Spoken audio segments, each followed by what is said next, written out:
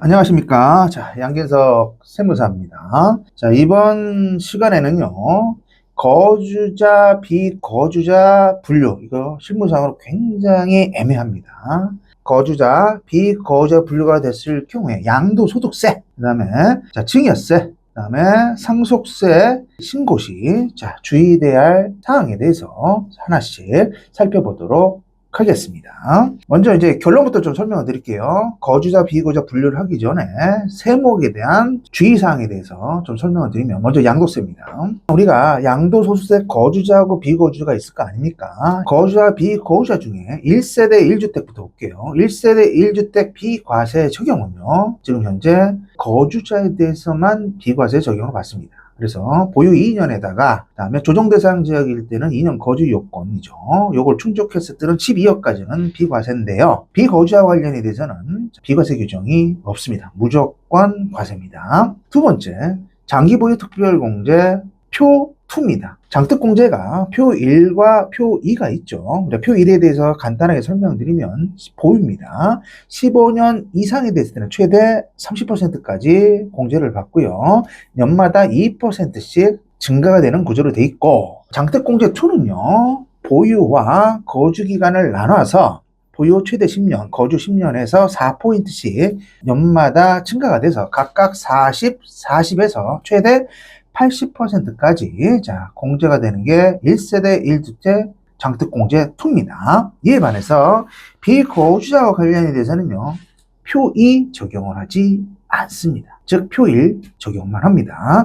그래서 최대 30%까지 가능하다는 말씀입니다. 자, 그다음 1세대 1주택 비과세, 그 다음에 장특공제 2를 받고요. 세 번째 차이점은 우리가 조세 특례 제한법 조특법 97조 2에 보면 장기 임대주택이 있죠. 8년짜리하고 10년짜리가 있는데, 거주자와 관련에 대해서는요, 자, 8년짜리 장기 임대주택 충족을 했을 때는 장특공제 50%, 10년 이상이 됐을 때는 장특공제 70%를 적용하게 돼 있습니다. 자, 이에 반해서 비거주자는 특례 적용이 없습니다. 그 장기 임대주택에 대한 장특공제 혜택을 받을 수가 없다는 얘기입니다. 자, 이에 반해서 또 네 번째입니다. 비교사항이 조특법 97조 2항에 보면 양도소득세 100%짜리 감면이 있습니다. 요거는 장기 임대주택 10년 이상에 대해서는 100% 세액 감면을 시켜줍니다. 이에 반해서 비거주자는 감면 규정이 없습니다. 특례 적용을 받을 수가 없다는 얘기입니다. 그래서 지금 이 시간에는 양도세와 관련해서 일단 지켜보면 네 가지로 일단 분류를 해서 1세대 1주택, 그 다음에 장기보유 특별공제 2 적용 여부, 세 번째는 97조 2 조특법에 따른 장특공제 50%와 70% 적용 여부, 네 번째는 97조 5에 따른 100% 감면에 대해서 거주자, 비거주자를 분리해서 설명을 드렸고요. 자, 두 번째는요, 자, 상속세에 대해서 한번 살펴보겠습니다. 자, 거주자하고 비거주자를 분류를 하는데, 자, 이건 피상속인 기준입니다. 고인이죠, 피상속인은. 비거주자부터 한번 보도록 할게요. 상속세라는 거는요, 거주자일 경우에는, 자, 피상속인이 돌아가면 국내자산과 고객자산을 합산해서 신고를 하는데, 비거주자가 피상속인 경우에는 국내분 재산에 대해서만 상속세 과세 대상이 됩니다. 그것만 신고를 하는 얘기죠. 두 번째는 상속공제라는 게 있지 않습니까? 그 상속공제가 피상속인이 거주자일 경우에는 우리가 세법에서는 상속공제 전액을 다 공제를 시켜주는데, 비거주자일 경우에는요, 상속공제를 시켜주지 않습니다. 기초공제 얼마예요? 비거주자 2억 원. 여기에 간평을 줬다면 간평 수수료 500만 원이 최대입니다. 요 두 가지만 공제를 시켜주고 있습니다. 그럼 상속세가 굉장히 많이 나올 겁니다. 그러니까 비거주자가 세금 부담이 많이 커지겠죠. 자, 세 번째는 상속세 신고 기한입니다.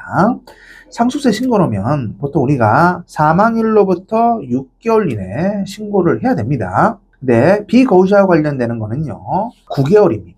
9개월 이내에 신고를 해야 됩니다. 참고로 거주자, 피상속인이 돌아가더라도 상속세 신고 기한, 상속인과 피상속인이 있는데 상속인이 한 명이라도 비거주자에 해당이 된다면 이것도 9개월 이내에 신고가 가능합니다. 자, 세 번째입니다. 증여세입니다. 증여세와 관련이 돼서 거주자와 비거주자를 비교를 하는데요. 요거는 증여자하고 수증자가 있지 않습니까? 증여자는 재산을 주는 사람이고 수증자는 받는 사람이잖아요. 여기서 거주자와 비거주자 구분은요, 수증자입니다. 수증자 입장에서 비거주자가 수증자일 때입니다. 먼저 증여세 신고 대상입니다. 똑같이 수증자 입장에서 비거주자일 때는 국내 재산에 대해서만 과세를 하고 있습니다. 거주자일 경우에는 국내 재산과 국외 재산을 합산해서 신고를 하고요. 두 번째 주의사항은요, 똑같이 상속세도 상속공제가 있듯이 증여세도 증여공제가 있죠. 그래, 배우자 간에는 10년간 6억, 좀비속은 10년간 5억, 또는 미성년자 2천, 형제자매는 1,000만 원이라는 게 있는데, 비거주자가 수증자일 때 이 경우에는 증여공제가 없습니다. 그 다음에 이제 증여세라는 건 납부를 해야 되는데, 거주자, 수증자일 경우에는요, 증여세는 누가 받아요? 혜택을 받는 사람, 즉 수증자가 증여세를 내게 돼 있죠. 이에 반해서 주의사항입니다. 비거주자, 수증자일 경우에는 수증자가 내는 걸 원칙으로 하지만 연대 납세 의무가 있어요. 이 말은 수증자가 증여세를 내지 않더라도 누가요? 증여자가 대신해서 수증자의 증여세를 낼 수 있다는 얘기입니다. 굉장히 유리한 조건이죠. 이에 반해서 만약에 수증자가 거주자인데 세금 부분을 다시 누가 내요? 증여자가 낸다고 한다면 이 내는 현금 부분도 당초 증여자산가액에 합산이 돼서 증여세를 냅니다. 이걸 우리가 그로스업이라고 하고요. 부담이 더 커지겠죠. 이게 증여세 납부할 때 주의사항이 됩니다. 세 가지를 일단 분류를 했습니다. 양도소득세 부분, 그다음에 상속세, 증여세 부분에서 세 가지를 분류를 했고요. 자, 이제 뭐가 핵심이라고 했어요? 거주자와 비거주자 분류가 핵심이라고 이제 설명을 드렸죠. 이게 국적으로 따지지 않고요. 우리나라는 거주자는요, 자, 국내 주소를 두거나 또는이에요. 거소를 180 이상 둘 때입니다. 이 과세 기간까지 통산해서 들어갈 거고요. 그럼 주소를 두는 걸로 인정이 되는 건 뭐냐면 실무상으로 요거를 보셔야 돼요. 주소만 두면 안 돼요. 직업이에요. 183일 이상 직업을 두고, 근데 여기서 직업은요, 정규 직업이 돼야 돼요. 두 번째는 내가 결혼을 했다면, 또 부모님이 있다면 가족이 있겠죠, 국내에. 가족이 유무를 파악을 하셔야 됩니다. 세 번째, 국내에 있으면 뭐 재산도 볼 거 아니에요. 이게 집 구입이 됐든 전세가 됐든 상관이 없습니다.